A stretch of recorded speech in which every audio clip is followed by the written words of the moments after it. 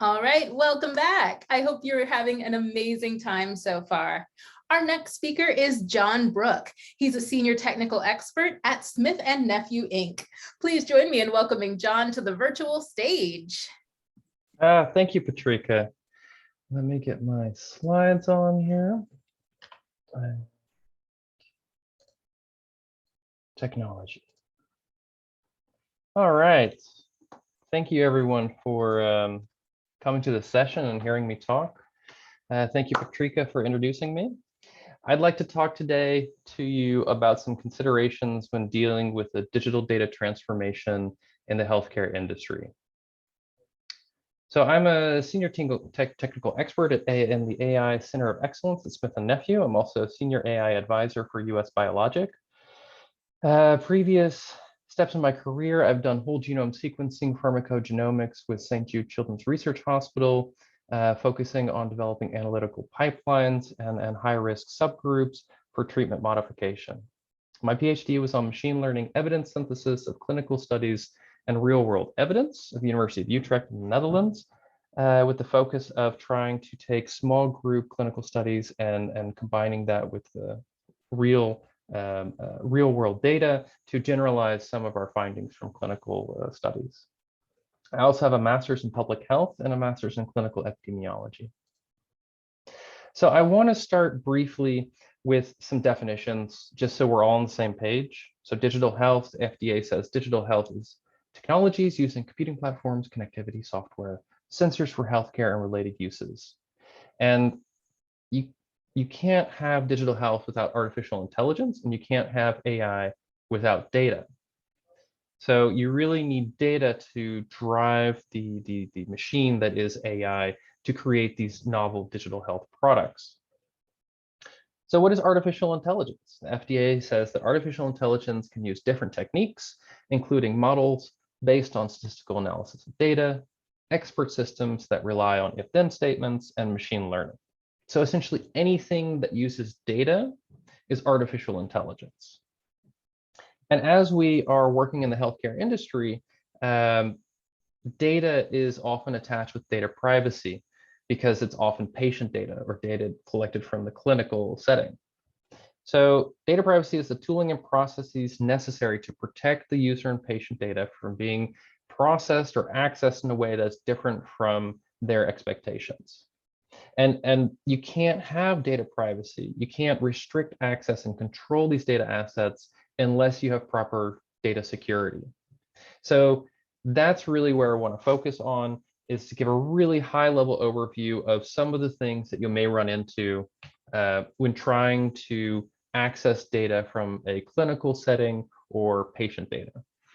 And I know this is a complicated slide and I don't want to go to nitty-gritty details, but my hope is that you walk away with this with an understanding more or less about what you need to consider and how you need to approach the leveraging of data.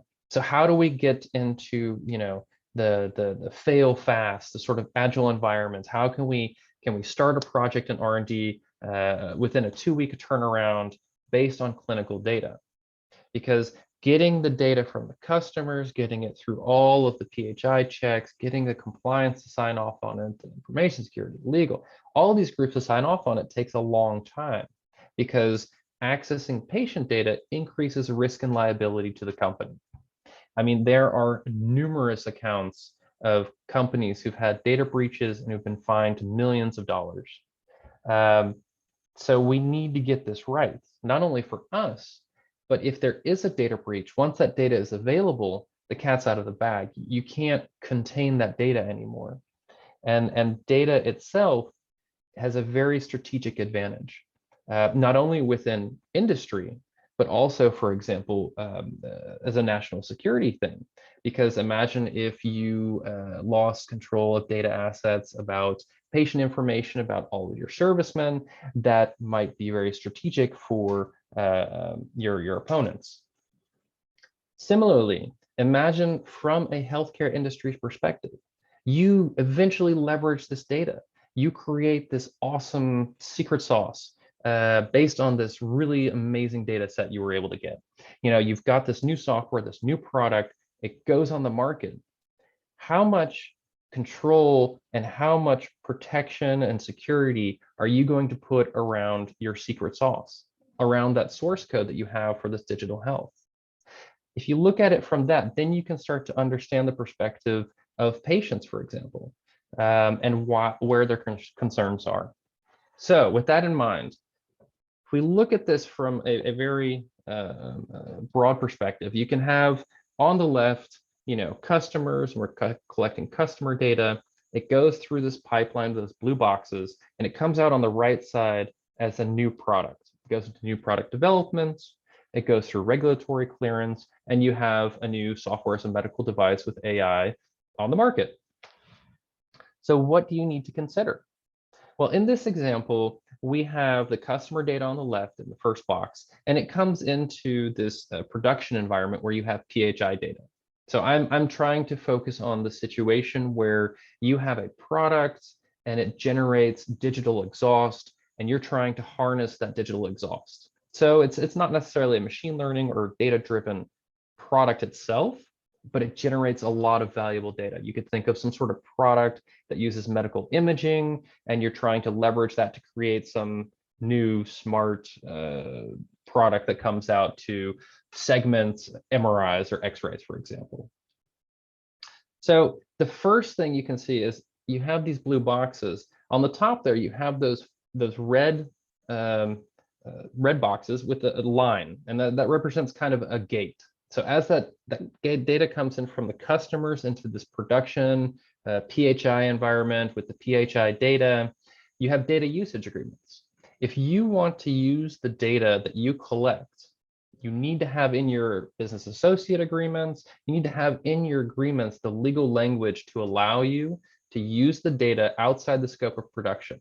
So beyond the maintenance of the life cycle of the product. Otherwise, no matter how much data you have, if you don't have that in there, you won't be able to use it and process it for other purposes. So once it's in there, you have this and it's percolating for a year or two, you're getting thousands of case data and you want to start leveraging that. So what you need to do is lift it and shift it out of the production environments and put it towards this non-production or R&D environment.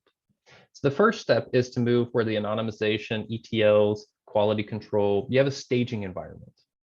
And the staging environment is still in that larger green box that covers PHI data, anonymization, and commercial data embassy. And that represents the data owners. So the data collectors are often the data owners, and they are charged with being responsible for maintaining the security. So even though you move this data from a production environment into a non-production or R&D environment, the data owners need to maintain control and access of that data. Now, why is this different? This figure here represents a research infrastructure. This is a slightly different situation than a production environment. In a production environment, you hire someone who's going to be doing customer service. You know that they need access to the patients and your customers, controlled data. But based on that role, for the entire time, they're going to need access to that data. But in R&D, our whole goal is to take something, build something amazing, and pass it off as a new product. So all of our projects and all of our work is transitory. For that reason, in a production environment, user access is based on your role. Are you customer service? Are you maintaining the data there and ensuring compliance? Or are you an R&D data scientist who wants access to the data for a limited period of time, and then you pass it off and move on to a new project? So production is role-based, and R&D is project-based. And because that, it's slightly different.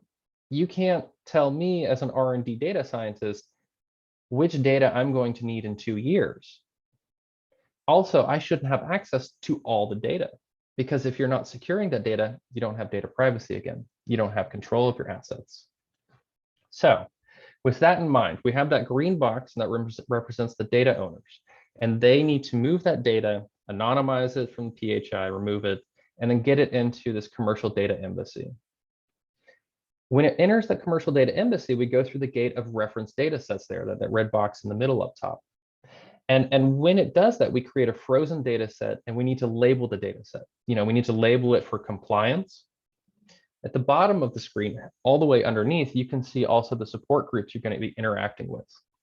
For this reference data sets, you'll need to also involve legal to make sure that you're using customer data for which you are allowed to use that data outside the scope of production.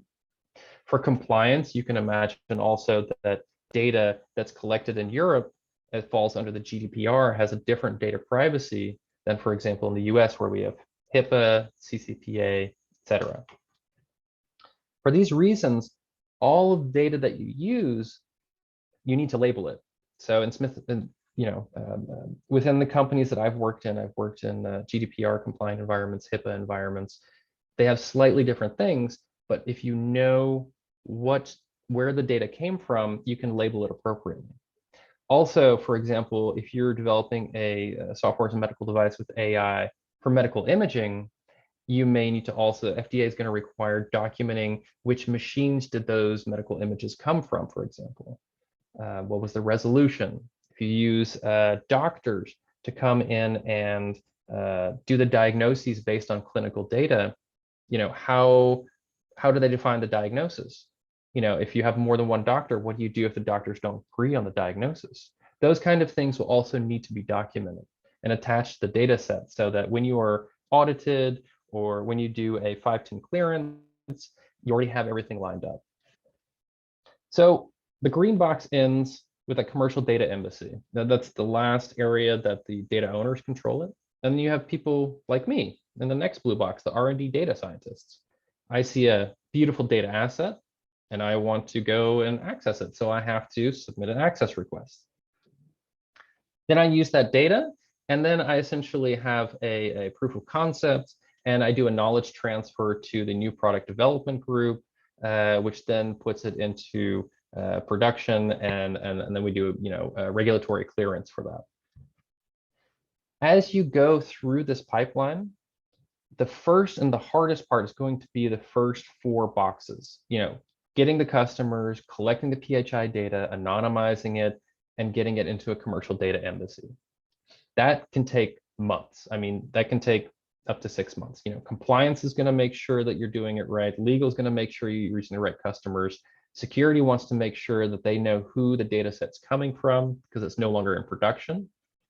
So if you can do that, that is going to be a long, let's say, runway.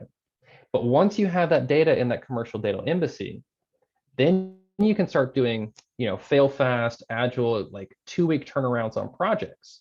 Instead of something that was taking, 18 to 24 months timeline for a project, you can get that down to within 6 months.